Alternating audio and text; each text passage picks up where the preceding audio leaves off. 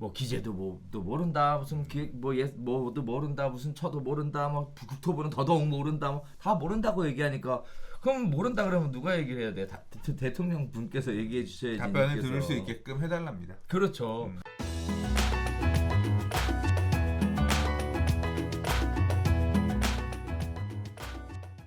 좋아요와 구독하기는 사랑입니다. 네, 안녕하십니까. 2020년 10월 17일 한 발 앞서 소식을 전하는 고품격 부동산 토크쇼 부동산 별별 수다에 오신 여러분을 환영합니다. 반갑습니다. 반갑습니다. 네, 오는데 힘들었죠? 와, 차 더럽게 많아. 그러니까 이제 다 나들이 가는지 이 사당 넘어오는데 네. 이 길 있잖아요. 오늘 사고선 아니 꽉 막혀 있어. 광명북로의 예술이었어 아주. 강변북로. 거기다 날씨도 좋으니까 좋아서 그러나 사고도 많이 나시고.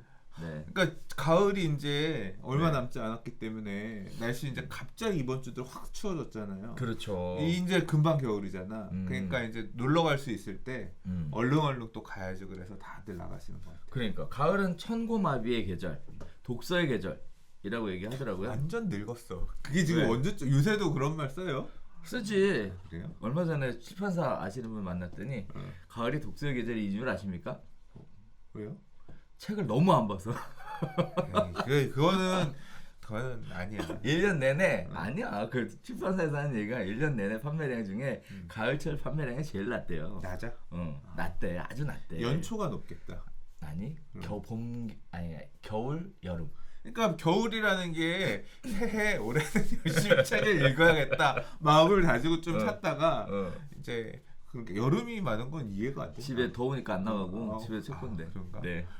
자, 그런 얘기들이 있더라고요. 그러면 그 마케팅 용어구나. 가을은 맞아요. 천국. 그래서 가을에 책 팔려고 안 팔리니까. 맞아요. 그 얘기였더라고. 네. 근데 요새 저는 책 시장이 앞으로 성장할 게 있나? 네. 그래서 후속판 안 내는 겁니까? 부동산의 재개발 스터디? 책 돈 안 돼. 나는 돈 되는 것만 할래. 자, 책을 요새는 근데 제가 이 얘기가 포인트야. 네, 뭐예요? 책을 안 읽지만 사람들은 엄청 책에 준하는 텍스트를 많이 읽는다니까. 항상 스마트폰에서 뭔가를 읽고 있잖아. 그래서 정보를 소비하는 방식이 바뀌었을 뿐이지 그게 책이라고 하는 형태로 유통되던 게 웹 문서라든가 이런 쪽으로 바뀌었을 뿐이지 나는 뭐 사람들이 오히려 활자로 된 매체는 훨씬 더 많이 보고 있지 않나. 그것도 이제 넘어갔잖아요. 활자에서 영상으로. 영상 그렇죠. 네, 많이 듣는 거 넘어갔죠. 아무튼 그래서 굳이 책 말고도 요새는 애들이 뭐 유튜브에서도 정보 많이 얻고 웹에서도 정보 많이 얻고 컨텐츠는 다양한 매체로 이제 나오니까 굳이 뭐 그렇게 책의 시장이 죽는 걸 안타까워할 필요가 있나? 물론 이제 업계에 있는 분들은 근데 이제 업계 얘기 나오면 똑같은 얘기네. 이거 적당히 선을 타면서 오늘 얘기해야겠다 이거. 그런가요? 네. 자, 좋습니다. 자, 오늘 첫 번째 소식부터 가볼게요. 자, 한 주간의 부동산 소식을 다루는 별별 이슈 첫 번째 소식 진행해 보도록 하겠는데요. 자, 한국판 뉴딜 정책으로 부동산 공인중개사 없는 부동산 거래 시스템을 만들겠다라는 내용이 발표가 됐었죠. 관련된 내용이 청와대 국민청원에 게시글이 올라왔습니다. 자, 오늘 2020년 10월 17일자로 청원 동의가요 19만 하고도 228명이 됐어요.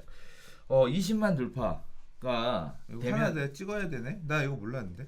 모르셨어요? 네. 한국판 이거 처음 봐서 이따가 하나 나도 하나 숫자 올려드릴게. 그러니까요. 네. 자, 그래서 지금 한국판 뉴딜 정책 관련돼서 공인중개사의 분노가 드디어 폭발했다 이렇게들 시장에서 보는 분위기입니다. 근데 그동안 계속 참아왔었죠. 뭐 시장에 대한 불법 거래에 대한 얘기, 중개보수 인하한다는 얘기, 무슨 뭐 여러 가지 책임을 중개사 때문이라는 얘기, 담합에 대한 얘기, 오늘도 그런 얘기 나누게 될 텐데 가만히 있다가 이제 드디어 공인중개사들이 폭발을 했어요. 사실 이렇게까지 많이 나올 거라고 기대를 안 했거든요. 네, 그런데도 어마어마한 숫자가 몰려가고 있습니다. 지금 하루에 거의 뭐 몇만씩 올라가고 있는 상황이에요. 그래서 참여 인원이 19만 명이 됐는데요. 청원의 내용을 보면 크게 5가지 포인트를 이야기하고 있습니다. 자, 이거 가지고 한번 간단하게 이야기 한번 해보도록 할게요. 자, 한국판 뉴딜 일자리 창출 사업에 맞춰서 100만 중개가족 실업 문제를 먼저 해결해달라라는 거예요. 그래서 다른 소상공인들 실업 문제를 해결해주면서 중개사라는 직업을 없애겠다라는 게 말이 되느냐? 이런 얘기 하고 있고요. 그다음에 두 번째는 어차피 없을 거면 공인중개사 시험 왜 보냐 이런 얘기 또 나오고 있어요. 지금 이번에 36만 명이 시험 보거든요. 10월 31일 날 시험을 보게 되는데 이것도 또 재밌습니다. 그래서 공인중개사 학원 니네들도 동참해라 라고 얘기했더니 학원에서는 반대하는 입장이래요. 아니 왜 반대해? 그랬더니 없어지잖아요 사업할 게. 그런 내용들이 알려지는 게 부담스럽다는 거죠. 그래서 실제 공인중개사 시험 보시는 분들은 청원을 안 한 상황이에요. 알지도 못하는 상황. 이런 상황이 벌어져 있는 상황입니다. 자, 다음에 또 하나는 중개시장을 혼탁하게 만드는 무등록 중개업자, 불법 컨설팅 업자를 척결하지 못하고 임무방기한 지자체, 장과 공무원들을 파면시켜달라라는 얘기예요. 마치 공인중개사들이 다 이렇게 문제를 일으키는 것 같지만 실제 내용으로 타고 보면 무등록 중개업자하고 불법 컨설팅 업자가 굉장히 큰 사건들을 많이 일으키고요.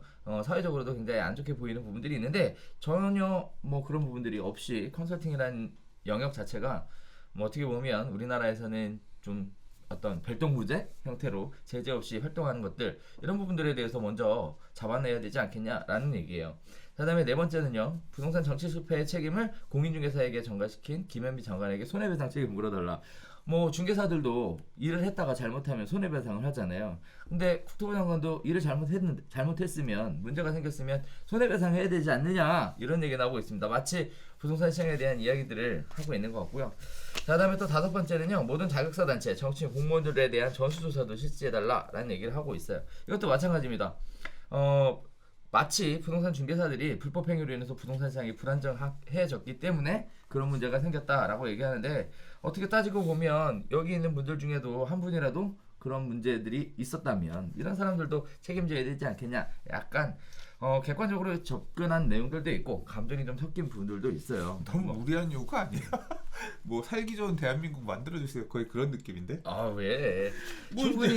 충분히 할만하다고 봐요 지금. 그러니까 이게 그런 거지. 과도하게 이걸 어떻게 하겠습니다라는 얘기를 그러니까 추상적인 어떤 명분으로 답변이 나오더라도 그런 정도 좀 그런 것 같은데 딱 타겟을 집어서 뭐 요청했다기보다는 받아주기 힘든 조건을 내세워서 결국은 뭐 핵심은 그거잖아요. 중개사 없는 부동산 거래 시스템을 만들지 않겠습니다 소리를 하라는 뜻으로 이렇게 넣은 것 같은데 일단 지금은 다들 뭐 우린 모른다 다 지금 밀어뻥 하고 있거든요. 정부 단체에서 이런 부분에 대해서 나왔던 거에 대해 답변을 달라라고 요청을 했더니 우린 아니다 우린 모른다 지금 다 발뺌하고 있거든요. 도대체 어디서 나온 거야 도대체? 왜 이번에 133억 예산 잡혔다니까 이거 만들겠다고. 근데 도대체 어디서 나온 거냐고 말을 안 해. 자, 이런 부분들이 문제가 되고 있습니다. 20만이 넘어가면 청와대에서 공식적으로 답변을 해줘야 한다고 하니까 넘어가겠는데 21일까지니까 그렇죠. 벌써 19만이면 넘어가겠네. 맞아요. 그러니까요. 그래서 오늘 사실 첫 곡지로 이 얘기를 드리는 이유는 물론 뭐 많은 분들 일반 시청자분들도 많으시겠지만 뭐 자기 직업 없어지는 거에 대해서 좋아할 사람이 어디 있습니까? 뭐 다들 중개사들이 가장 피해를 보고 있다라고 얘기하는 부분 중에 하나가 이제 공인중개업을 하고 있는 사람들도 소상공인이잖아요. 소상공인이라는 건 결국은 어떻게 보면 대기업으로부터 보호받아야 되는 이런 취지로 지금 다들 산업 전반에서 영향을 미치고 있는데 유독 공인중개사만은 이렇게 차별 대우를 받고 있는 부분들이 있다라고 저도 개인적으로 생각을 좀 하거든요. 자, 이런 부분들에 대해 오늘 드리고 싶은 사실은 핵심이 뭐냐면 아직 안 하신 분들 있으시면 청원 동의 좀 해달라고. 힘을 좀 실어달라. 네, 청원 동의를 좀 해주셨으면 하고요. 자, 이렇게 청원 동의 해달라고 얘기하는 거에 또 일반 분들이 싫어하실 수도 있잖아요. 그래서 드리고 싶은 말씀은 그냥 자기 직업이 없어지는 거에 대해 가만히 앉아서 당하는 그것도 역시 바보 같은 일이니까 좀 좋게 봐달라 이런 부탁을 좀 드리고 싶습니다. 좀 중개업자 분들이 항상 좀 그렇게 그런 면이 없지 않아 있죠. 뭐가요? 뭔가 있으면 일도 안 하면서 돈은 엄청나게 많이 받아 챙기는 나쁜 놈 그런 이미지가 사실 좀 있잖아요. 커뮤니티나 댓글이나 뭐 이런 것들을 보면 그렇죠. 이제 그렇게 생각하시는 부분에 대해서 그렇게 생각하지 말라라고 말씀을 못 드리겠어요. 그런 얘기를 하는 게 아니야. 개인들은 그렇게 생각할 수 있으니까. 그런 얘기를 하는 게 아니야. 일자리가 사라지려고 하는 부분에 대해서 살기 위해서 이렇게 호소하는 그런 그렇죠. 부분이니까 그런 얘기를 어쨌거나 많은 분들이 보는 공간 안에서 유튜브 안에서 한 분이라도 더 보실 수 있게끔 하면 뭐 이 이해관계가 있으신 분들은 청원에 동참하셔서 정부가 추진하는 중개사 없는 부동산 거래 시스템이라는 거 이게 좀 유야무야 되게끔 아니 뭐 유야무야도 중요한 게 아니라 이렇게 얘기가 나왔잖아요. 예산이 133억이 책정이 돼서 이렇게 하겠다라고 발표가 됐잖아요. 그러면 그게 도대체 어디서 나온 거냐? 요청을 했으면 적어도 이러이러해서 이러이러하다라고 뭐가 나와야 될 거 아니에요. 근데 뭐 기재도 뭐도 모른다, 무슨 기획 뭐도 모른다, 무슨 처도 모른다, 뭐 국토부는 더더욱 모른다, 뭐 다 모른다고 얘기하니까 그럼 모른다 그러면 누가 얘기를 해야 돼? 대통령 분께서 얘기해 주셔야지. 답변을 들을 수 있게끔 해달랍니다. 그렇죠. 뭐 없애냐 마냐 이거 아니라 도대체 어디서 뭘 근거로 이런 얘기들이 나왔는지에 대해서는 좀 알고 싶다. 이렇게 생각해 주시면 감사하겠습니다. 그렇답니다. 네, 부탁드리겠습니다. 네, 자, 두 번째 이야기 가볼게요. 자, 혼돈의 전세시장 안정은 언제쯤이냐라는 얘기인데 내년 상반기쯤 될 거다. 또는 2025년은 돼야 될 거다라는 얘기를 가지고 이야기해 보겠습니다. 사실 오늘 얘기에 가장 많은 부분을 차지하는 게 이 전세시장 얘기예요. 신문에 탑을 이루는 기사들도 다 전세시장 얘기인데요. 간단한 요약을 해보면 그렇습니다. 전세값이 67주 연속 상승세입니다. 임대차법 논란 7월 이후부터 출렁거리기 시작했고요. 기존 세입자의 계약갱신 전세 매물이 급감하고 있으면서 전세나 장기화가 우려되고 있는 상황입니다. 자, 홍남기 부총리는 추가 대책 검토하겠다. 그래서 14일 관계장관 회의에서 논의하겠다라고 얘기하고 있는 상황이고요. 표준 임대료 공급 확대 한계, 무주택 실거주자 대출 규제 완화의 가능성도 있다. 이런 얘기들이 있어 왔어요. 자, 14일이 지났으니까 뭐 얘기가 있었던 것 같은데 구체적으로 무슨 얘기가 있었는지 전 잘 모르겠어요. 일단 수장님한테 여쭤보겠고요. 자, 다음에 또 하나는 거기에 따라서 24번째 대책이 만들어질 거다. 뭐 이런 식의 이야기들이 나오고 있는 상황이에요. 자, 그러면서 또 이런 얘기들 하고 있습니다. 이제 정부 부처 간에서도 이견이 분분한데요. 기재부는요, 최근 주무부처인 국토교통부에 대해 대책 방안을 내놔라! 라고 주문을 한 것으로 알고 있습니다만, 국토부는요, 지금 상황을 심각하게 받아들이지 않고요, 시간이 지나면 해소될 것으로 보는 입장이라고 합니다. 자, 그래서 뭐 유명한 어떻게 보면 셀럽이라 그래야 되나? 5분한테 여쭤봤어요. 현재 전세 시장에 대해서 어떻게 보시느냐? 그다음에 전세 시장 앞으로 예측이 어떻게 되겠느냐? 가격이 계속 올라가느냐? 또 필요한 정부 대책은 뭐가 있겠느냐라는 얘기를 여쭤봤더니 보이시는 표에 있는 내용처럼 다양한 이야기들을 말씀해 주셨습니다. 자, 이제 그분들 얘기는 참고하시면 될 것 같고, 제가 그냥 개인적으로 보는 거는 현재 전세 시장에 대해서 어떻게 생각하느냐에 대한 얘기를 잘 보면요, 앞으로도 계속 이런 상황이 될 것 같다라는 얘기를 짐작할 수 있을 것 같아요. 저 같으면. 네, 내용 자체로 보면. 자, 현재 전세 시장 소장님 보실 때는 어떻게 보고 계십니까? 이거는 얘기 하나 많았지. 왜? 이 전세 시장이 좋을 거다, 안정화될 거다 이렇게 얘기하는 사람들, 국토부 답변 진짜 웃긴다. 국토부는 지금 상황을 심각하게 생각하지 않고 시간이 지나면 해소될 것으로 보는 입장이라고 하는데 지금 올라버린 이 전세가 뭐 해소가 어떻게 돼? 지금 올라서 지금 당장 재계약 못하는 사람들은 월세로 그만큼을 더 지불하거나 해야 되는 상황인데 뭐 남의 일이라고 뭐 무능한 사람들이 매매 시장이 안정화되는 과정일 뿐이래요. 그거는 네. 교수님 뭐 누가 그렇게 얘기했다고 네. 하는데 다른 데서도 그런 얘기를 하더라고. 네. 이게 그렇습니다. 뭐가 그러냐? 전세 가격이 지금 불안한 이유는 정부 정책에 추구했었던 방향의 결과물입니다. 네. 실수요 중심의 주택 정책, 주거 복지 등을 아무튼 짬뽕해가지고 다 밀어 이제까지 붙여왔기 때문에 다주택자 개새끼 죽일로 뭐 그렇잖아요. 그렇죠. 네. 그걸 하니까 다주택 하지 말라고 해서 집 하니까 전세 물건 없어지는 거고, 실수요자들이 집 사니까 전세 매물 없어지는 거고, 전세 살던 사람 나가야 되니까 구해야 되는데 다주택자의 매물들이 줄면 줄수록 전세 물건은 줄어드는 거고, 앞으로 집 사고 싶어도 사지마라고 요구하면서 3기 신도시 기다려, 앞으로 공급할 거 기다려 라고 하면서 전세를 더 살게끔 하고, 그리고 뭐 빌라라든가 이런 거라도 매수를 하면 상관이 없는데 어느 미친놈이 지금 빌라를 매수합니까? 무주택의 가치가 지금 무주택의 가치도 아니야. 무주택에다가 청약으로 당첨되면 뭐 10억 프리미엄이 묻고 10몇 억이 묻고 그러는 상황에서 무주택으로 되면 유지를 하면 얻을 수 있는 분양 당첨 프리미엄의 가치가 이렇게 계속 올라가고 있는 상황에 그렇죠. 그지 같은 빌라 사가지고 내 집 마련하면 뭐 하겠어. 무주택으로 나중에 로또 맞을 생각을 하는 게 더 유리하겠지. 그렇게 생각하라고. 그렇게 그러니까 지금 그러다 보니까 오피스텔 시장도 작살나고 빌라 시장들도 이제 재개발 이런 거를 기대하고 가는 시장은 또 미쳐 날뛰고 그렇죠. 그런 게 없는 동네들은 아무도 살려는 사람이 없으니까 거기도 이제 살려는 사람은 없고 임대만 얻으려고 하니까 그 시장도 불안하고 그래서 시장의 왜곡이 전반적으로 커지는 거예요. 뭐 때문에?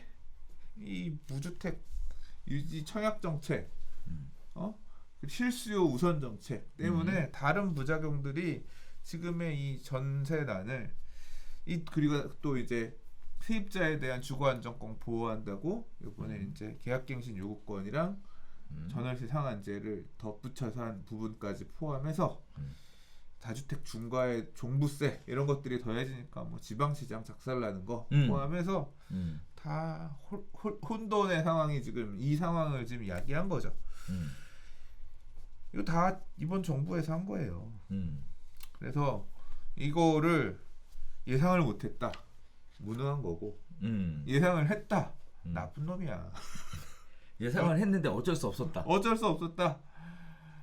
무능하고 나쁜 놈이야. 아니야.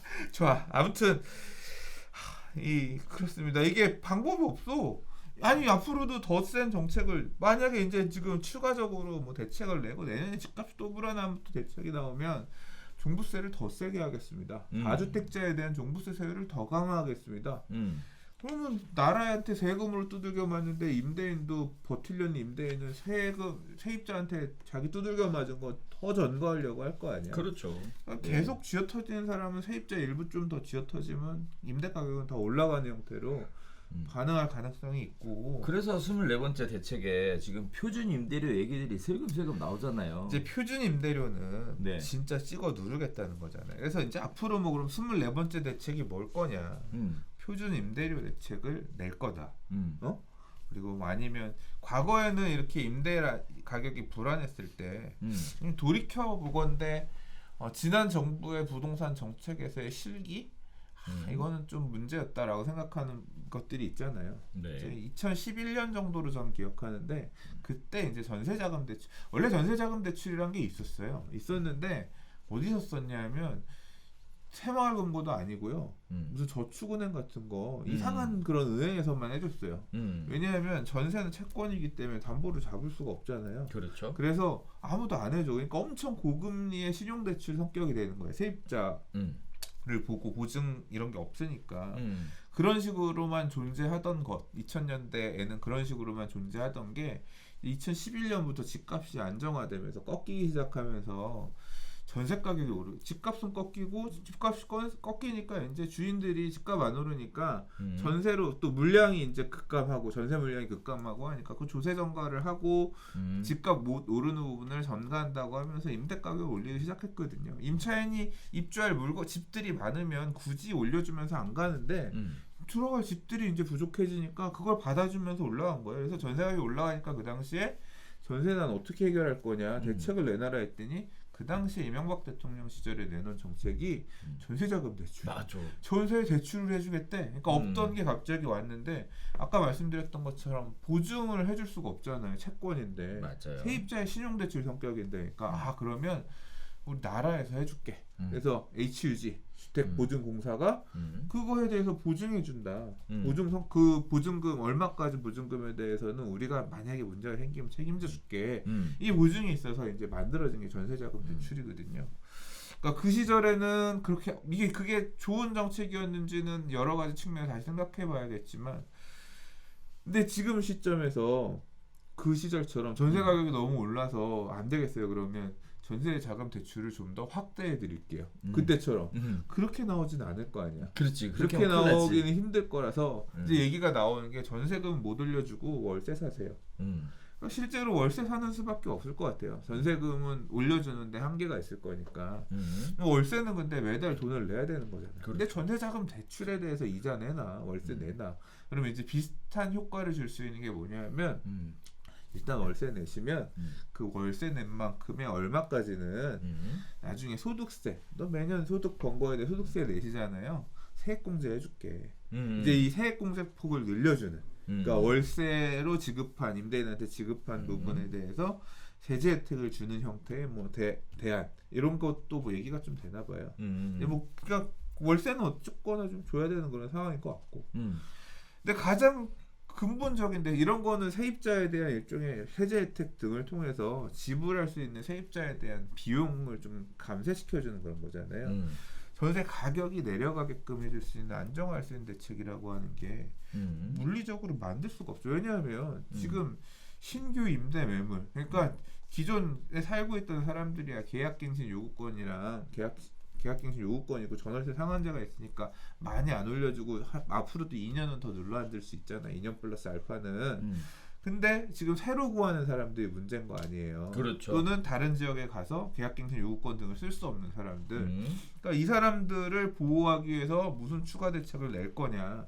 지금 얘기 나오는 게 지금은 계약갱신 요구권 전월세 상한제가 신규 계약에는 적용 안 되잖아요. 안 되죠. 네, 그냥 지금 등록 임대 사업자처럼 그냥 신규 계약도 5% 이내 상한으로 임대료를 제한하는 그런 규제를 이번에 넣어야 된다.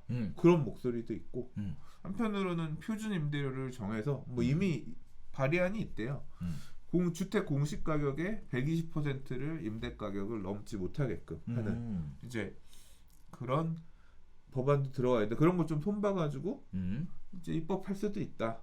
이제 뭐 그런 가능성들에 대해서 얘기들을 언론에서 하고 있는데 이거는 직접적 가격 통제죠.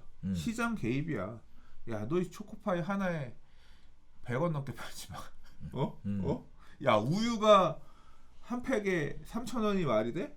1,000원을 넘지 마. 죽는다. 물가 안정할 때 이렇게 하잖아요. 지금 이제 그렇게 가겠다는 거야.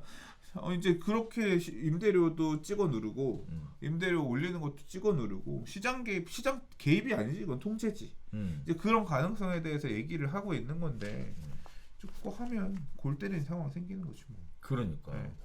자, 이것도 보면 이런 것 같아요. 왠지 뭐 여러 가지 생각들을 하실 텐데 제가 그냥 개인적으로 볼 때는 정부 입장에서 좀 답답할 것 같아요. 왜냐하면 신규 아파트가 분양을 했어. 근데 비싸게 분양을 하잖아요. 예를 들어.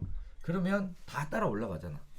그래서 가격을 통제하잖아요. 분양가 상한제라고 얘기하는 분양 가격을 통제를 해요. 전세도 마찬가지예요.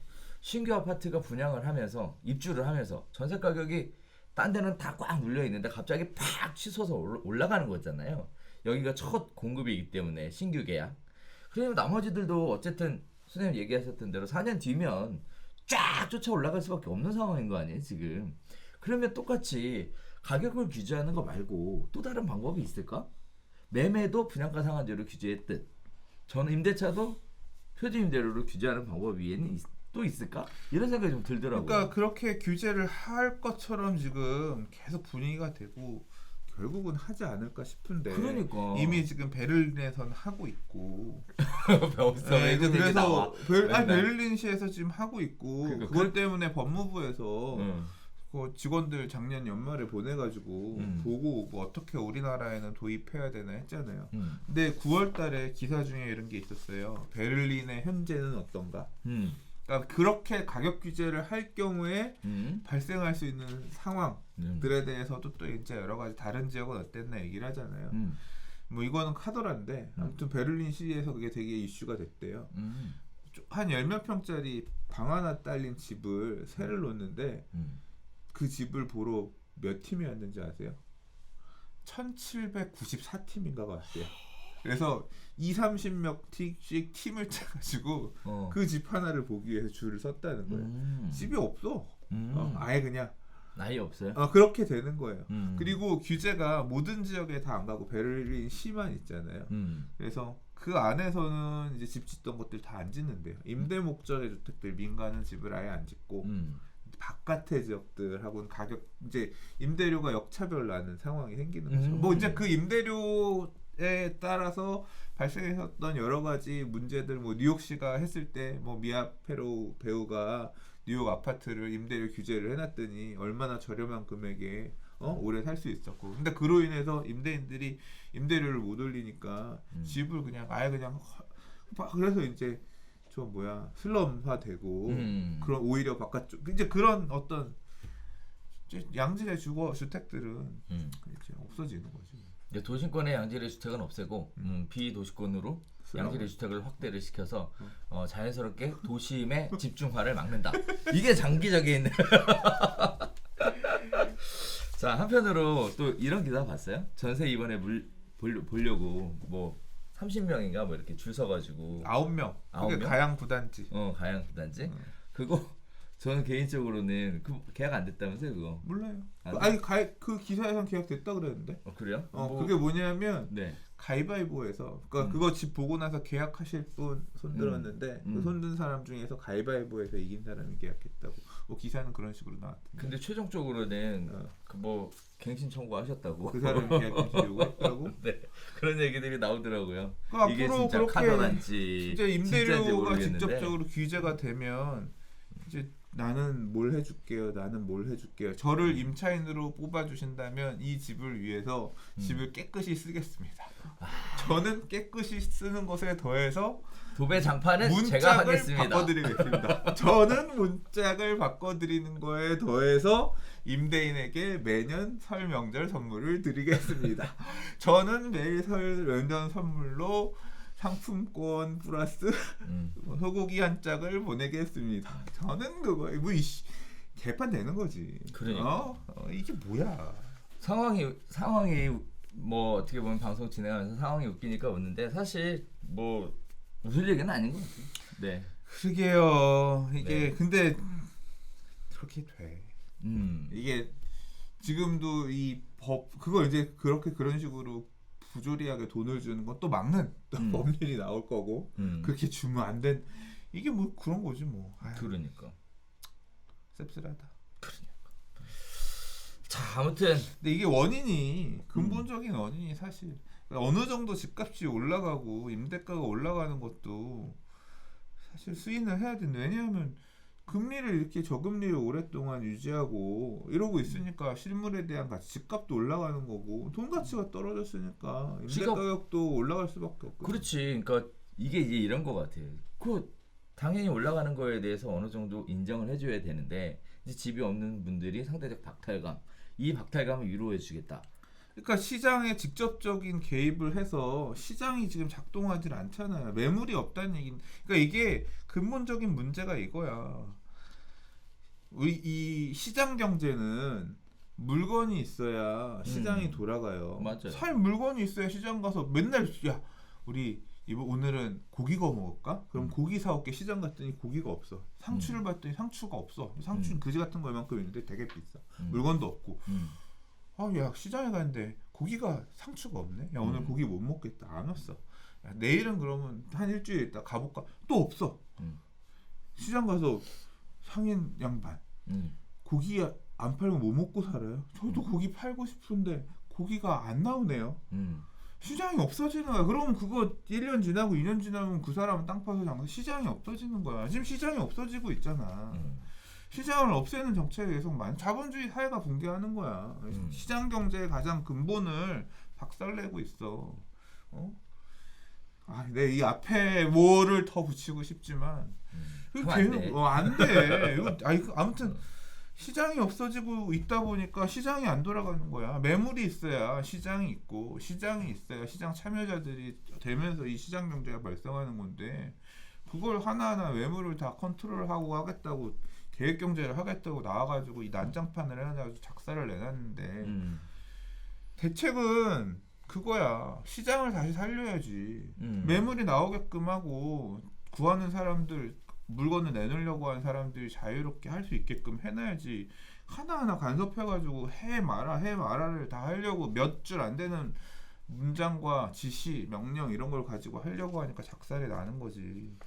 왜 원인 파악을 못하냐. 그래서 이게 좌충수가 됐던 것 같아요. 아까 소장님 얘기하셨던 것처럼 전세자금 대출에 관련된 부분이 과연 잘한 정책이냐에 대한 부분으로부터 시작해서 가격이 올라가는 거에 대해 어느 정도 수인하지 못했던 부분에 대해서도 잘한 정책이냐, 그리고 또 그분들을 위로하고 달래고 또 어떻게 보면 위화감, 뭐 어떤 상대적인 박탈감 이런 것들 때문에 만들어진 정책들이 지금은 임대 가격이 올라가면서 이제 그분들로 하여금도 또 역시 불만의 목소리가 굉장히 높게 올라가는 이런 모습들 보면서 확실히 정책을 펼치시는 분들의 어깨가 무겁겠다. 그리고 그만큼 책임감도 좀 느껴야 되겠다라는 생각은 계속 들더라고요. 네.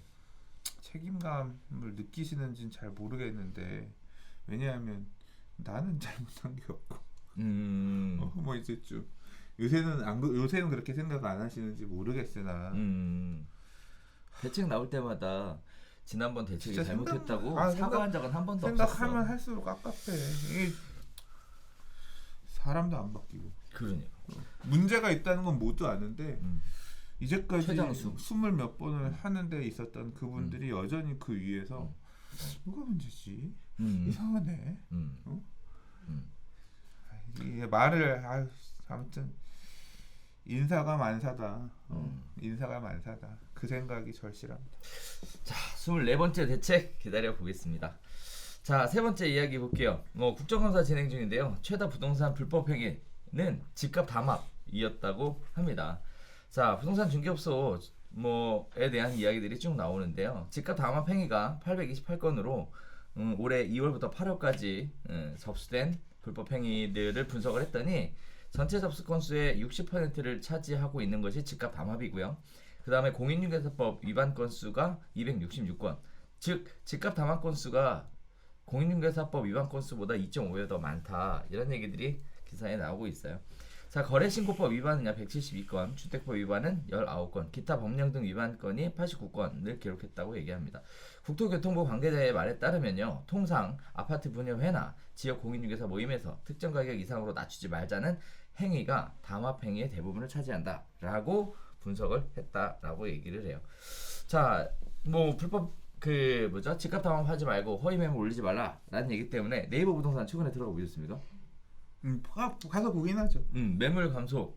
매물 별로 없어요. 그러니까 엄청나게 많이 전세는 줄었어요. 없거나 한 건 있거나 거의 그런 수준이고 매매 물건들도 많이 줄었죠. 그리고 또 많은 분들이 이런 얘기도 하시죠. 집값 담합에 대해서 가장 크게 얘기가 나오는 것이, 여기도 보시는 것처럼 마치 뭐 공인중개사분들이 일부러 이렇게 하는 것처럼 그동안에 이야기해 왔으나 구체적으로 이제 조사하면서 밝혀지는 내용들은 뭐냐면 아파트 분여회와 지역 공인중개사 모임이라고 얘기를 하거든요. 다시 얘기하면 집값 담합에 대한 것들은 어떻게 보면 외부적 시장의 영향의 개입이 좀 크지 않았나라는 부분들도. 이건 반대 아니야? 지역 공인중개사 모임에서 가격 담합은 이런 식 아니에요? 그러니까 가격 담합이 있는 게 아니라 이 소유자분들의 얘기를 들으면 이런 식이거든. 우리 아파트 15억에 올려주세요. 사모님 그 가격에는 못 올려드려요. 아직 지금 실거래가 13억인데 15억 고가까지는 못 올려드려요. 그러면 이놈 새끼들 이 동네 부동산 몇 군데 전화했더니 다 15억 안 올려주니 담합했다. 거의 그런 느낌으로 오히려 왜 우리가 원하는 호가를 받아주지 않냐. 그래서 일부러 이 동네 부동산은 썩어 빠졌어요. 밖에 있는 옆 동네에다 올려달라고 해야 돼요. 막 이제 이런 얘기들 오히려 나는 더 보이는 것 같은데 그런 식이 아니. 반대로 우리 아파트는 더 높여야 됩니다. 이 아파트는 앞으로 15억으로 무조건 올립시다. 중개업자가 어느 미친놈이 그렇게 담합을 해. 그러니까 그거는 이제 그걸 논리로 13억에 팔 거 15억에 팔면 중개 수수료가 그거만큼 더 늘어나니까 그런 건데 막 이딴 식으로 댓글 쓰는데 안 팔릴 중개업자 10군데가 붙어가지고 결국 팔아먹는 부동산 하나인데 그거 올려가지고 내가 못 쓰면 안 됐지. 내가 쓰기 위해서 남들 15억 올릴 때 난 14억 5천에 써가지고 나 혼자라도 팔아 먹어야 된다라고 생각하는 게 사실 이 경쟁 시대에서의 중개업자의 저건데. 그러니까 이 좀 약간 이런 해석은 잘못된 해석이다. 근데 가지고 계신 분들 입장에서는 암암리에 이렇게 좋지. 할 수 있지. 이게 담합이라기보다는 이제 그게 그런 행위 자체가 지금 집값 담합이라고 이제 범죄 행위로서 범죄 행위죠. 이제 이렇게 법으로 만들어 버려서 범죄 행위가 돼 버렸잖아. 옛날에는 야 우리 동네 집 싸게 올리지 마. 이 정도였다고 하면 그게 이제 나라에서 볼 때는 범죄라고 하니까 범죄가 된 거지. 범죄가 된 거죠. 네, 법이 만들어졌으니까. 네. 그지 같네. 사실 공인중개사분들 오셔가지고 네. 막 그렇게 울분을 토하고 열분을 토하시는 분도 굉장히 많았거든요. 분야에서 쫓아와가지고 야 나도 공인중개사 자격증 있는데 부터 시작해가지고 막 말도 안 되는 분야회가 와서 요새는 분야회사 안 할 걸. 네, 그러니까 옛날에 그러니까 2006, 7, 8년도 이때는 분야회가 와가지고 직접적으로 갑질을 했죠. 그러니까 이거 떼, 이거 뭐 어째, 여기서 장사하기 싫어요. 이게 있었다고 하면 요새는 분야에 있는 아파트 단지도 있겠지만 요새는 다 카톡방. 그렇죠. 뭐 이런 쪽에서 돌잖아요. 그러니까, 그럼요. 특정 부동산과 거래하지 말라. 이제 그 안에서 이제 그 안에서 이렇게 인치가 가해지고 조직적으로 가잖아요. 이 부동산에 전화 넣어서 조직이 맨날 전화해서 이 물건 있는 거예요? 저 물건 없는 거예요? 뭐 계속 해가지고 아예 그냥 일 못하게 흔들어 버리고 작살 나는 거지. 그러니까. 자 일단 여러분들한테 말씀드리고 싶은 것은요. 소장님도 잠깐 얘기하셨다시피 2020년 2월 21일자로 집값 담합행위가 불법으로 규정이 됐습니다. 그리고 처벌 규정이 굉장히 세요. 굉장히 세요. 뭐 징역 3년에 벌금 3천인가 그렇습니다. 엄청나게 세니까 이런 담합행위 안 하셨으면 좋겠고요. 근데 이게 신고권이잖아요. 네. 신고됐는데 이 중에 처벌받은 사례가 있어요. 이제 처벌을 하려면 조사해야죠. 신고됐으니까. 그리고 이제 좀 몇 달 뒤면 나오겠죠. 이제 처벌 어떻게 이거 했습니다 이렇게 나오겠지. 자, 그래서 이런 부분들이 불법으로 규정되어 있고 처벌 규정이 굉장히 무서우니까요. 일단 분여회도 그렇고 지역 공인중개사 모임도 그렇고 이제는 안 하셔야 하는 시기라는 거 이런 말씀 드리고 싶고요. 또 한편으로는 가지고 있는 사람 입장에서는 집값 담합행위가 좋을 수도 있고 또 없는 사람 입장에서는 또 싫을 수도 있고 각자의 입장에 따라서 좋아졌다가 싫어졌다가 좋아졌다가 싫어졌다가 하는 것 같습니다. 근데 이거 보니까 서울은 얼마 안 많아요. 집값 담합이 828건인데 그렇죠.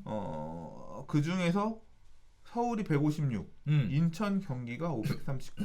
그다음 나머지가 비수도권이거든요. 그렇죠. 인천, 경기 지역이 엄청 심하다는 우리 동네도 집값 뽐뿌질 좀 하자가 제일 많았네. 서울은 상대적으로 적었고. 네, 그러네요. 그렇죠. 생각해 보면 또 그렇게 될 것도 같아. 왜냐하면 공급이 많았잖아요. 신도시 공급도 많았고 아파트 공급도 많았고. 그리고 제가 듣기로는 뭐 용인이나 그다음에 또 어디야 미사, 그다음에 또 별내, 뭐 그다음에 다산, 그다음에 송도, 뭐 이렇게 들리는 얘기들 보면 다 이제 수도권 외곽이에요. 이게 항상 그래요. 지금 이게 후행하는 장이라서 덜 올랐던 지역들이 야 우리도 이 가격은 됐어야 되는데 너무 안 올랐다. 이제 아무래도 이런 유인도 많고 생각보다 서울은 다 위반 수가 그렇게 안 많아. 거래 신고 위반도 보면 172건 중에 서울은 15건밖에 안 돼. 인천, 경기가 128. 그러니까 상당수의 이런 것들은 서울 지역은 생각보다 위반이 별로 없네요. 그렇죠. 전체 건수가 1374건 중 257건이 서울이네. 근데 이제 그렇게도 봐야지. 서울 그 인천 경기의 전체 아파트 숫자하고 서울도 많죠. 서울이 1000만이고 인천 경기 수도권이 재수 따지면 그 비율로 보더라도 서울이 적은 거지. 서울 4천만, 뭐 5,500만 중에서 수도권에 2천만이 모여 사는데 그 중에 1,000만이 서울에 있는 건데 그렇게 따져보면 서울이 비율로 따지면 뭐 한 3배, 4배 차이 나는데 그럼 어떻게 서울에 있는 중개사들은 좀 서울에 있는 그 분야에는 좀 서울은 양심적인가? 그게 아니라 서울은 많이 털려봐서 서울은 저것도 조사도 많이 받고 세금도 많이 토해내고 서울은 많이 당해봐가지고 불법을 하지 말아야 된다는 걸 상대적으로 많이 경험적으로 해봐서 알아. 이런 거 없었던 지역들이 더 막 우리 동네는 그런 거 몰라. 평소에 해본 적이 없어요. 세무조사 이런 거 받아본 적이 없으니까 겁이 없는 거지. 이제 그런 지역들이 많으나 이번에 좀 이제 털리면 하지 말아야겠다 생각하는 분들도 늘어나면서 이제 깨끗한 그러니까 클린한 자 하지 마세요. 네 말씀드렸다시피 불법 행위고요. 네 처벌 규정이 심합니다. 그러니까 안 하셨으면 좋겠습니다. 부동산 중개업소가 네이버 부동산에 매물 광고하는 것도 8월 21일자부터 허위 매물에 대한 부분이 규제가 굉장히 심해요. 벌금 500만 원짜리니까요. 이런 부분들도 마찬가지입니다. 없는 매물도 광고하시는 거 이제 시장에 사라졌으면 하는 바람이고요. 그래서 재밌는 얘기가 하나 있습니다. 진짜 매물이 많은데 매물이 있는데 광고하신 분들이 있으시잖아요. 진짜 그동안 양심적으로 제대로 중개하셨던 분들, 이런 분들은 요새 특수라고 하더라고요. 네. 있는 물건 올리. 그러니까 진짜 자기한테 있는 물건을 옛날에는 허위 물건. 매물에 가려서 내 물건이 돋보이지 않았는데 지금 딱 있는 것만 있고 내 물건. 왜냐하면 다른 공인중개사에게 받은 물건을 못 올리니까. 그렇죠. 물건 있는 사람은 다이렉트로 딱딱. 이게 양타가 힘들어지네. 이게 양타가 쉬워지네. 쉬워지는 이제 네. 그러면서 네. 이게 또 이제 빈익빈 부익부가 만들어지는구나. 평상시에 이제 매수자 중심의 부동산은 힘들어지고 매물 관리를 잘해온 임대인 또는 매도자와 잠깐 유대를 많이 맺고 와서 나한테 전속 주세요. 이거 잘해왔던 중개업소 사장님들이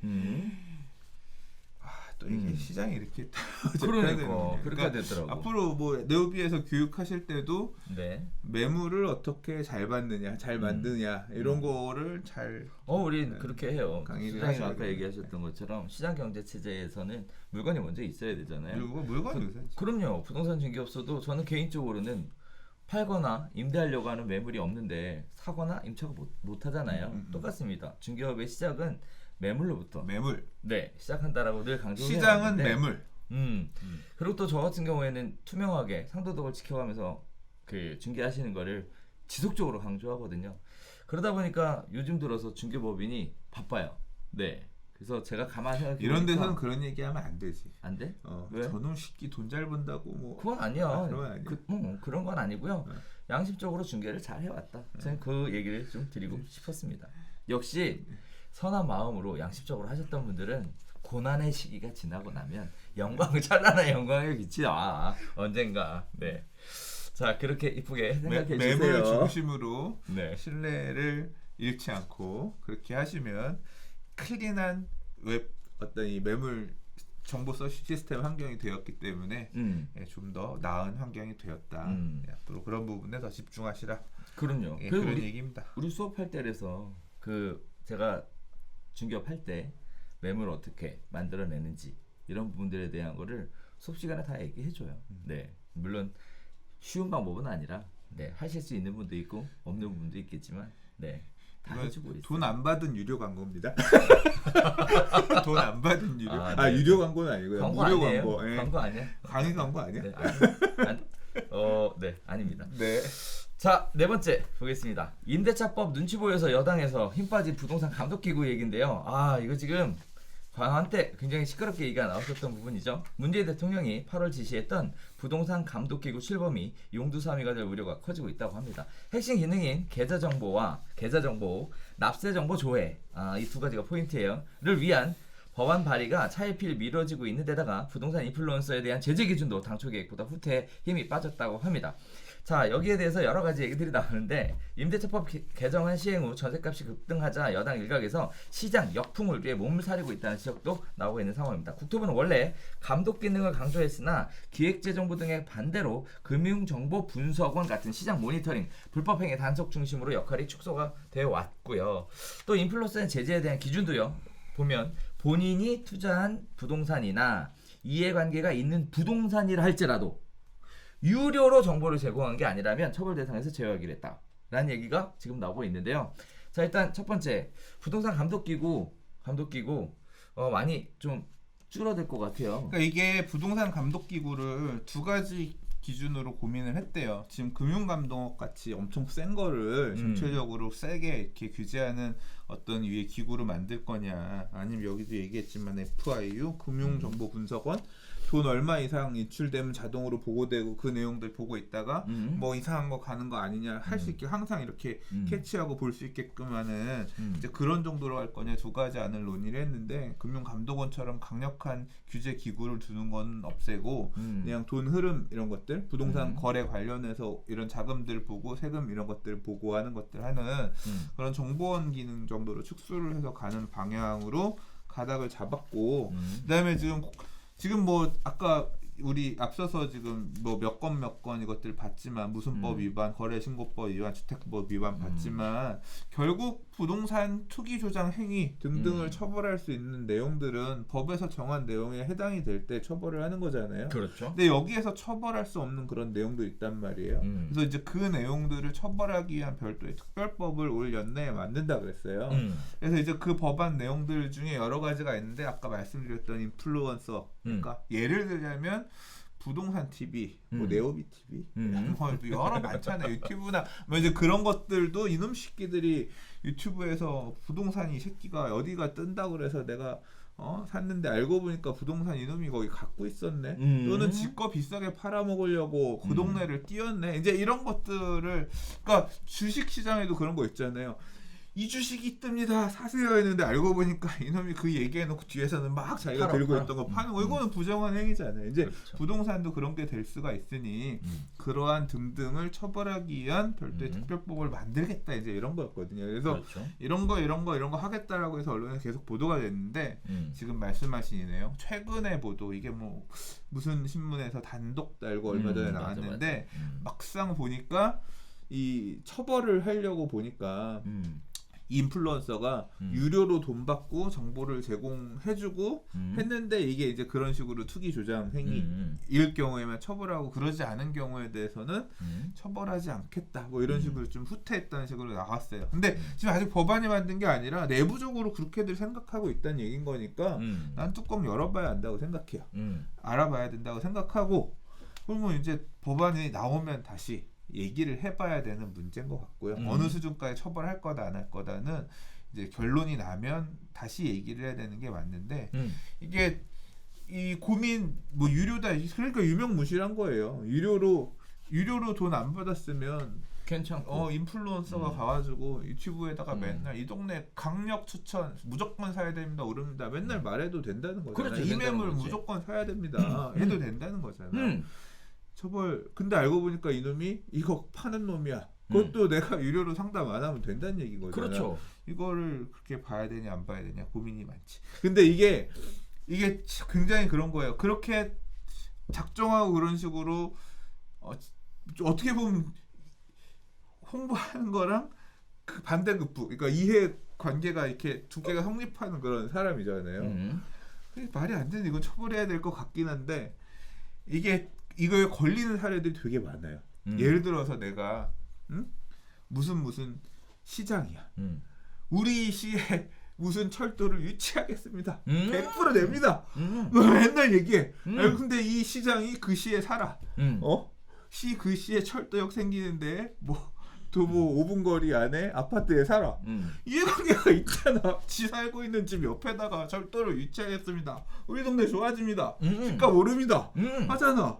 투기꾼이야? 인플루언서는 맞잖아. 인플루언서지. 갖다 붙이면 이것도 투기꾼이 되는 거야. 그렇지. 시장이 우리 지역을 개발하겠습니다 얘기하는데 이 법 기준으로 처벌하려면 투기꾼 새끼가 지네 집값 올리려고 시장의 지기를 이용해서 유치했네 이게 되는 거지. 그러니까 이게 떨어져 이게 그러니까 되게 이게 묘하게 애매한 이걸 처벌하려고. 근데 이 사람이 이권을 가지고 했느냐 그건 아니지. 우리 지역 발전을 위해서 하겠습니다. 이권이지. 당선되려고 한 거니까. 아무튼 월급 안 받아야지. 그러니까 이게 유료로 정보를 제공한 경우에만 처벌하겠다 이런 게 이런 사람을 구제해주기 위해서. 이제 그런 게 아닌가. 왜냐하면 너무 간다 또. 이게 그렇지 않으면 네. 처벌 이게 말할 수가 없어. 예를 들어 내가 용산 살아. 누가 물어봐. 용산 어때요?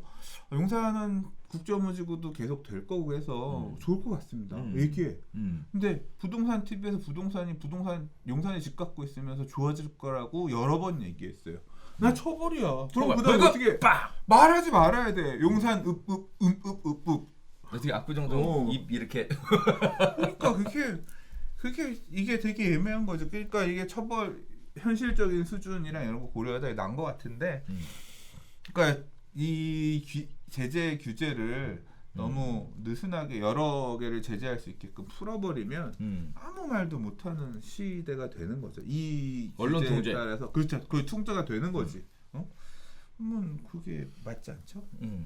뭐 저도 뭐 비슷한 생각이긴 합니다만 좀 조금 다른 각도에서 봤어요. 사실 한편으로 보면 선의의 목적으로 좋은 정보들에 대해서 나눠주고자 했었던 분들도 계시는데 인플루언서 단속한다 그러니까 이제 채널 문 닫고 잠수 타신 분도 있으시더라고요. 아예. 그렇죠. 네, 이제 네. 좀 몇 분 갔지. 그러니까 그것도 좀 정리하셨지. 안타깝더라고요. 뭐 좋은 다시 하면 되지. 말 그대로 언론 통제잖아요.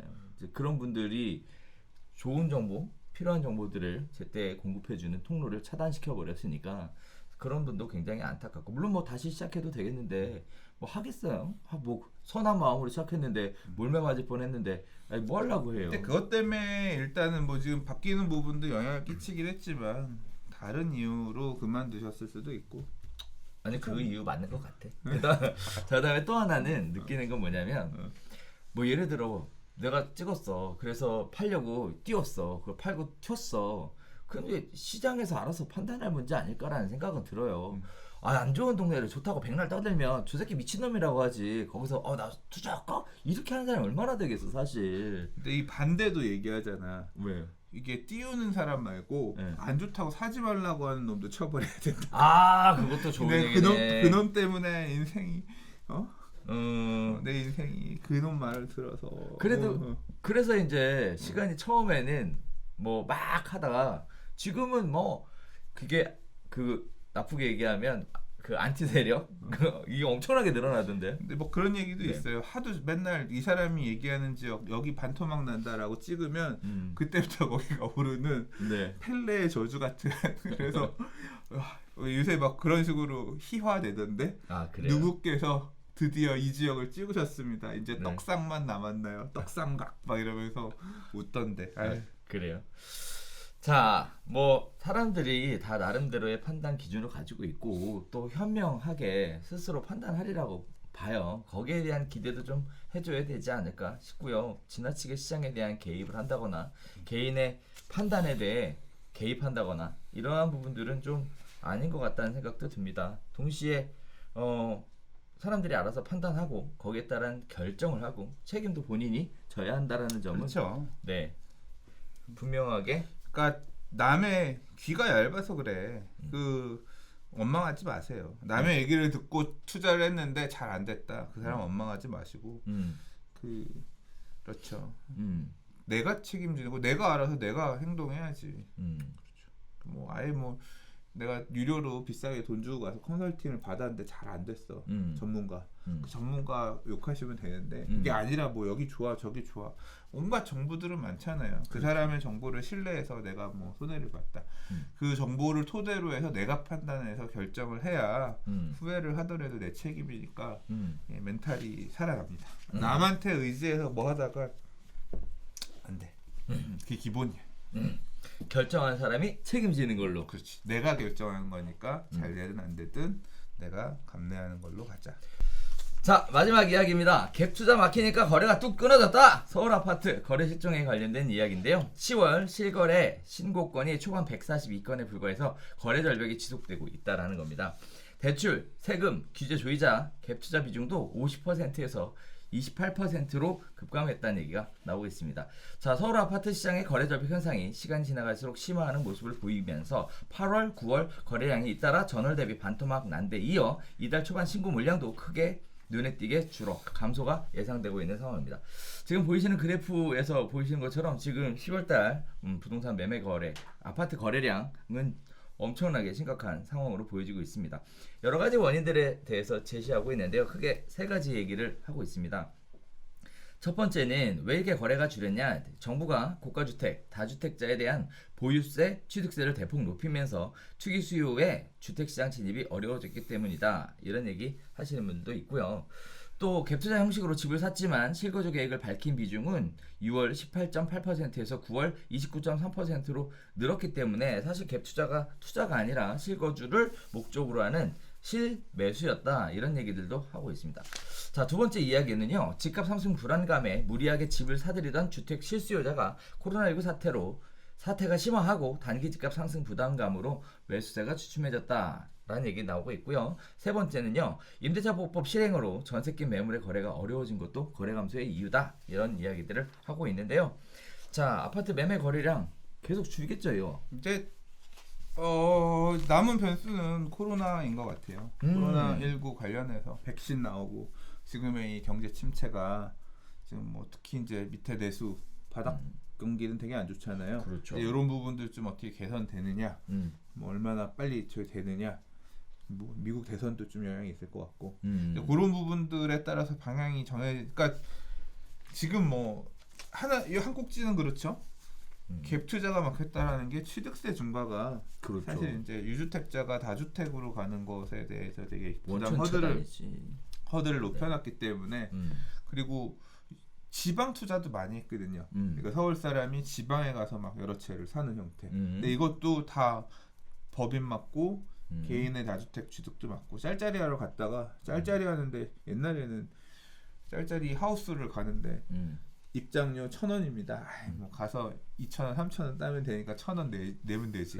갔는데 지금은 짤짤이 하러 가서 한 3,000원 달라고 갔는데 입장료 5,000원입니다. 에이씨 안 가. 지금 이 꼴 된 거지. 그래서 이제 지방시장 이런 데도 여러 채 더 살 일이 없는 거고 서울 밖에서 이제 지방에서도 서울 사람 진입하려고 하는 그러니까 외진의 서울 투자도 그런 이유 때문에 당연히 허들이 지금 되게 높아지는 상황인 거고. 그렇죠. 이제 결국 이제 남아 있는 수요의 한 축인 실수요자들, 실수요자들의 교체 수요, 갈아타기 수요나 아니면 이제 무주택자가 집을 매수하는 이제 신규 수요 요 정도가 이제 앞으로 남아 있는.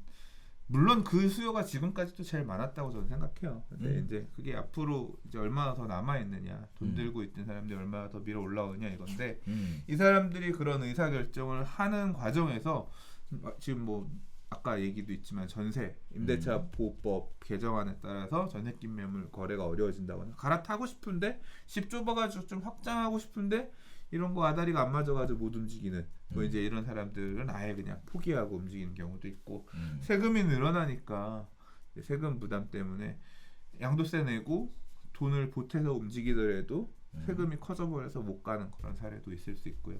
그러니까 갈아타기가 계속 힘들어지는 그런 부분도 이제 거래 급감의 한 원인으로 보여지고요. 이제 그럼에도 불구하고 좀 더 상급지로 이동을 해야 될 것 같아.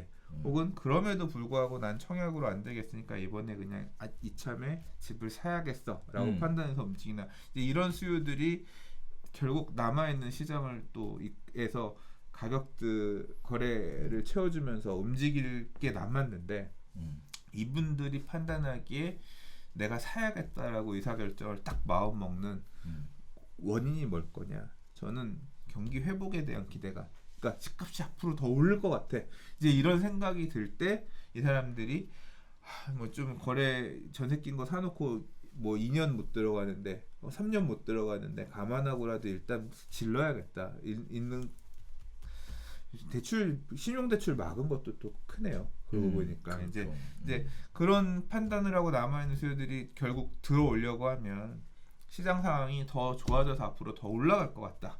이제 그런 생각이 드는 시점에 더 움직일 텐데 이게 올 연말에 올 거냐 내년에 올 거냐 그건 모르죠. 내년은 되게 불안 요소가 전셋값 상승입니다. 우리가 앞에 서두에서 전셋값 관련해서 얘기 많이 했지만 지금 전세가 7억이었는데 내년에 불안해서 예를 들어 8억 5천 9억이 돼버려. 그러면 그 전셋값 올라가는 것도 부담으로 작용을 해서 그냥 이 전세 올려주는 일 하자. 아예 그런 식으로 수요의 변환, 그러니까 대체제라고 하잖아요. 경제학에서는 매매 대체 수요가 임대잖아요. 집을 매매해서 살 수도 있지만 전세 월세로도 움직일 수 있잖아요.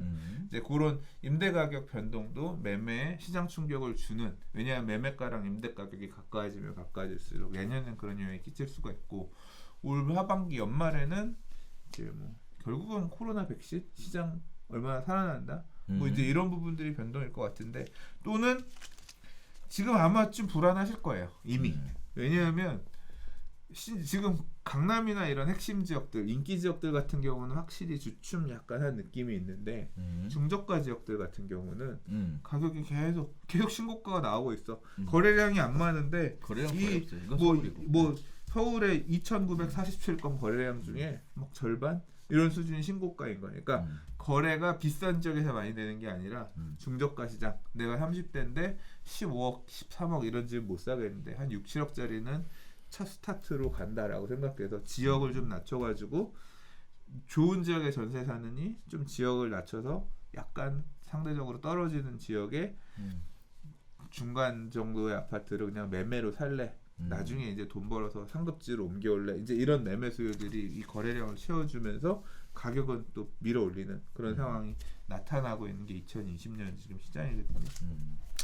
이제 이런 모습들을 보면서 내가 도저히 내 돈에서는 이 동네에 이 돈 주고는 가기 싫었는데 그 가격들이 계속 올라가는 모습을 보면 지금이라도 여기라도 사야 되는 거 아닌가? 내가 내 그 의사결정을 올해 3월달 4월달에 했으면 6억에 살 수 있었는데 지금 6억 5천에 사야 되네. 근데 이게 막 6억 7, 8천 호가 나오면 쫓기도 불안할 수 있거든요. 근데 막 언론에서 코로나 극복되나 뭐 이제 이런 기사 보면 이제 진짜 사야 되나? 전세 가격 밀고 올라가면 불안하거든요. 쫓기듯 이제 그런 사람들이 움직일 수 있어요. 그게 이제 뭐 올 연말에 있을지. 그 반대의 가능성도 있죠. 경기 침체, 폭락 뭐 그러나 이제 뭐 오를지 떨어질지는 잘 모르는 부분이지만 그 불안한 수요들이 올 겨울 내년 봄에 어떻게 이제 시장에 반응하냐가 포인트일 것 같습니다. 자, 이 부분에 얼마 전에 신문 기사에 좀 이슈가 될 만한 이야기가 또 나왔었습니다. 삼성동에 나홀로 아파트가 있었는데 법인을 소유하고 있던 것을 통매각이 안 돼서 분할 매각하는 걸로 이렇게 얘기를 했는데요. 삼성동이 보시는 것처럼 토지거래 허가구역이잖아요.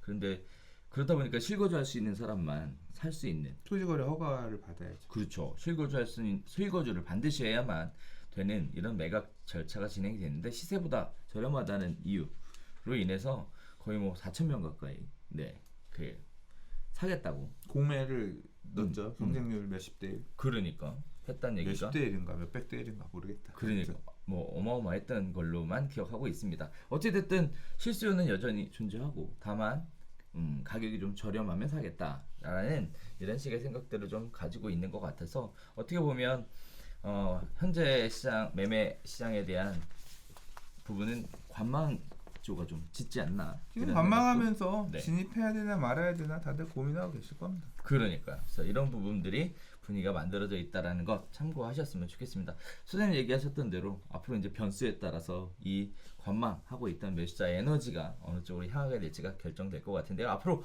밸류수다 보시면서 여러분들도 그 시장의 변화에 대한 것들도 같이 한번 느껴보면 좋을 것 같습니다. 자, 오늘 준비한 내용 여기까지 진행을 해왔는데요. 요새 스피디하게 진행하니까 다시 듣는 저도 좋더라고. 내용 길던데. 내용 소장님 말이 많아서 길어. 내용 길어. 나도 좋아. 그래도 네. 자, 저희가 준비한 소식은 여기까지 말씀드리도록 하겠습니다. 다음 주에 또 새로운 소식 가지고 전해드리도록 할 텐데 24번째 대책 나올래나? 네. 시장에 나오는 신문 기사들은 요즘엔 대동소이해서요. 나오더라도 그렇게 막 그러니까 와닿는 게 있을까 싶어요. 지금 당장 하기는 힘들 거고 이제 내년에 아마 나오지 않을까. 제대로 시장을 규제하는 정책은 나오더라도 모르겠습니다. 그러니까 자, 저희가 준비한 소식 여기서 인사드리도록 하겠고요. 새로운 소식 가지고 다음 주에 다시 인사드리겠습니다. 감사합니다.